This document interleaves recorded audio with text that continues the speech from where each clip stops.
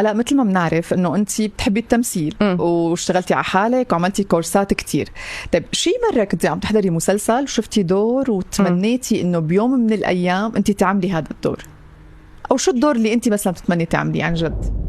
شوفي هلا انا معروف عني انه سكتشاتي مايله للكوميك اكثر، للكوميدي اكثر، بس بتتفاجئي يمكن اذا قلت لك اني انا جاء على بالي خوض تجربه تمثيل، جرب مثل شيء بعيد عن شخصيتي او عن ظروف المعيشة تبعي. يعني بحب اخذ مثلا دور المعترة، عرفتي هي عدد الظلم. ايوه ايه بس مشان اتحدى فيه نفسي. يعني انا هيك بكون عم بتحدى نفسي إلي. صار شي فرصة مثلا انه انت ممكن نشوفك؟ لا مثلي لسه؟ لا لسه. بتحبي؟ طبعا بحب اذا اجى شيء مناسب كمان كدور بيناسب يعني حياتي الاجتماعية كمان، ظروف بيتي، ليش لا؟ بحب إن شاء الله. ما بعرف وائل شو رأيه لوائل؟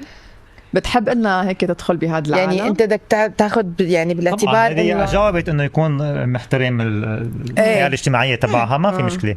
بس أنا بتصور يعني هي ممكن تحب دور فيه بجوز شو بيقولوا يعني فيه مرح، فيه غنى، فيه كوميدي أكتر.